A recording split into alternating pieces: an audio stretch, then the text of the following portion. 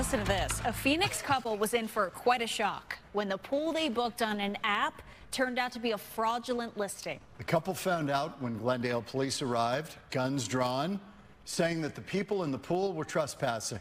Fox 10's Lindsay Regis joins us live tonight with the latest.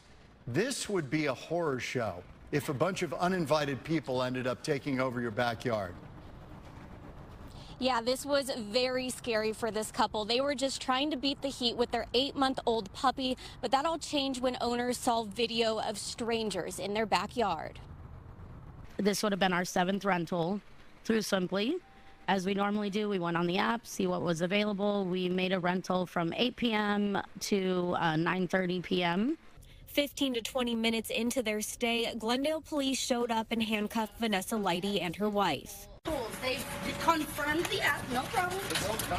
They came in with flashlights. Obviously, it was 8 p.m. It was dark out. So they came in with their flashlights up and their guns drawn and told us to put our hands in the air. Vanessa's wife recorded the moment they were trying to explain to police that they reserved the pool on an app called Swimply.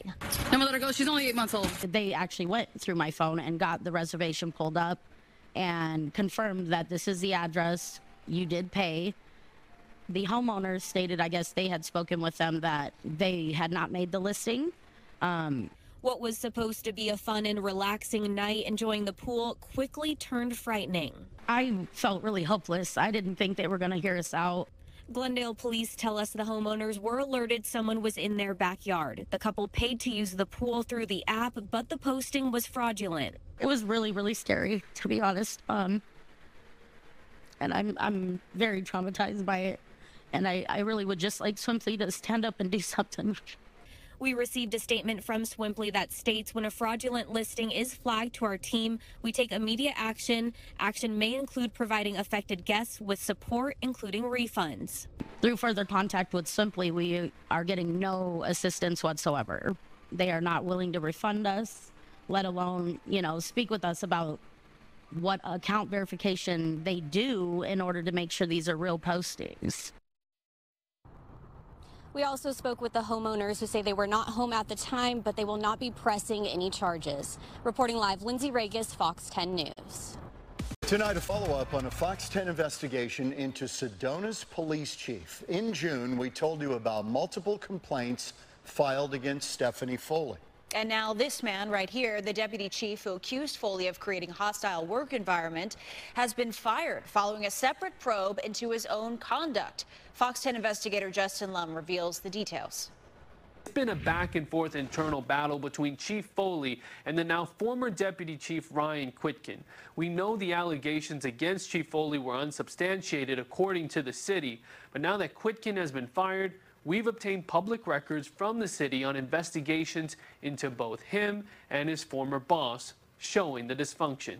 In March of 2024, Sedona Deputy Police Chief Ryan Quitkin, Sergeant Laura Leone, and the chief's executive assistant voiced concerns about Chief Stephanie Foley to Human Resources. Revolutionary HR Consulting, a third-party investigator, looked into the claims, interviewing 23 staff members, including the 3 complainants. 6 staff members accused Foley of being disrespectful, demeaning, and condescending while micromanaging staff. Deputy Chief Ryan Quitkin recalled being, quote, dressed down by Foley in preparation for a holiday party because he asked a co-worker to help bring a podium and supplies. I'm Stephanie Foley, here with Sergeant Leone. Sergeant Leone brought up an incident in 2020 when Chief Foley allegedly made fun of her Spanish accent. Foley's assistant claimed the chief joked about her age by calling her Mama Sherry or PD Mom, also saying that she believes she was retaliated against for opposing Foley's promotion to chief in 2022. The third-party investigation says a large number of people went to the former city manager, many against the promotion. By May 22nd of this year, 8 allegations against Foley were not substantiated per the city. Just 2 days later, the city placed Quitkin on paid administrative leave after misconduct allegations surfaced, accusing him of being unprofessional and aggressive towards other staff and volunteers. The city says Foley did not have a role in putting him on administrative leave. Investigators say in January he requested a canine dog for personal use in searching his home for drugs he suspected belonged to his adult child, which would be an abuse of authority. Then a female officer claims Quitkin made her feel uncomfortable in February during a meeting by locking the door. Chief Foley told investigators that Quitkin made errors on time cards, procrastinated on high-priority projects, used swearing, and made inappropriate jokes. Revolutionary HR also says despite warnings, he discussed the investigation into the chief with other staff members, saying things will be different, things will get better. In Quitkin's case, 14 people were interviewed and 10 out of 13 allegations were sustained. What the investigation could not confirm was if Quitkin acted unprofessionally while in uniform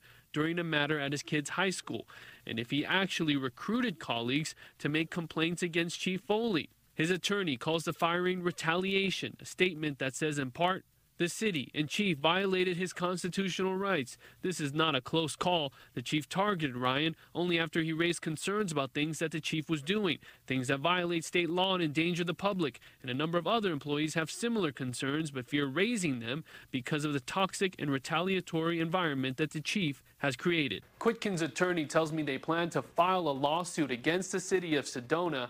Important to note, Quitkin did not want to interview with Revolutionary HR for the probe into his conduct, even though it was a requirement when he signed the notice of investigation. I'm Fox 10 investigator Justin Lum.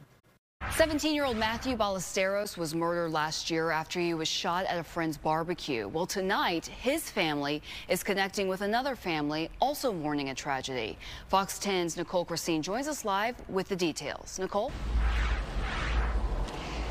Well, Ashley, this rain actually pretty fitting for this story because it is a very somber one. Today, I met Matthew's mother, Samantha. She told me that one of her biggest fears after Matthew was killed last year was that the man she believes killed her son, Alexander Reyes, would have the opportunity to hurt someone else. And now Reyes is under arrest and accused of murdering someone else's son.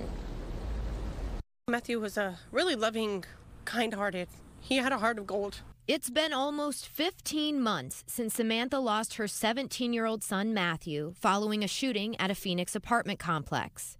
A traumatic experience not only for her, but for Matthew's two younger sisters. I don't know if they'll ever heal from it. That was their go-to. That was their bubby, their brother.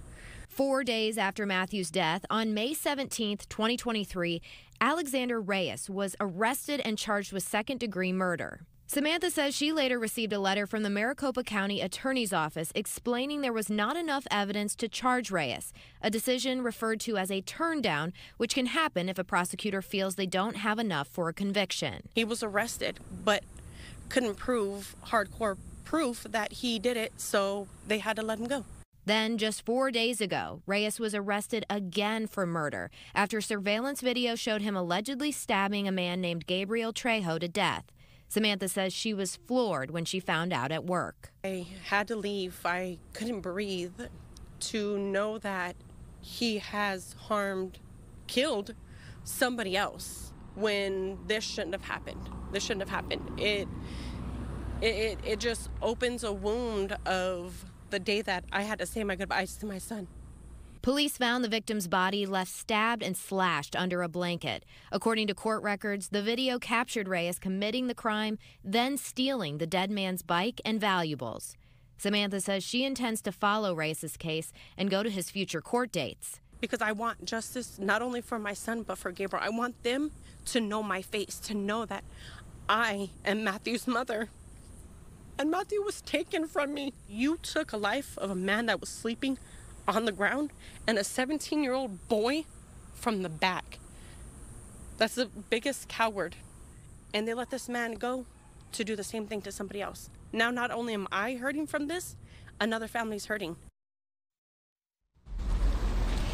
And Samantha did add that she hopes anyone who might have a tip or any other information that could lead to a break in Matthew's case, she wants them to go to authorities and give that information, especially now that Reyes is under arrest again. Reporting live tonight in Phoenix, Nicole Christine, Fox 10 News. We're learning one man is dead, another in critical condition, following a shooting at a Scottsdale grocery store. Police say the men fired at each other after getting into an argument near the checkout stand. Fox 10's Lindsay Regis spoke with nearby businesses tonight about what they saw during the chaos. Yesterday, this area looked a lot different. This entire plaza was blocked off, stopping customers from entering all of these businesses while police investigated what we now know is a deadly shooting. Tuesday evening, just before 6 o'clock, Scottsdale police say 2 men shot each other inside Albertsons on Scottsdale Road after getting into an argument. One man dropped to the ground near the self-checkout aisle, and another man was found behind the store. It was a little scary for everyone, including the workers. Nearby businesses and customers in the plaza just doors down from Albertsons were in shock. No, never happened here. It was a little chaotic. We had customers come in feeling a little frantic because there was cops everywhere. Chada Tai and Just Relax have been in this plaza for several years. Employees say they've never witnessed a shooting so close. They blocked off all the entry points, and we heard a customer told us that they saw someone doing CPR on somebody, and then when customers wanted to leave, it was hard for them to get out of the plaza unless they got escorted out. I just called the customers and I just canceled it because you cannot enter the building, the plaza anymore. Sky Fox circled the scene where police investigated for hours. Tonight we're learning the deadly shooting was an isolated incident involving 3 men. 2 of them were shot, 1 died, the 3rd man was interviewed by detectives. That is really sad because you obviously, like, if any altercations, you want everyone to be safe and alive and things to be solved, but to hear someone die because of that, it's very sad. Police are still investigating what led up to the shooting and if the 2 men knew each other. Reporting in Scottsdale, Lindsay Regas, Fox 10 News.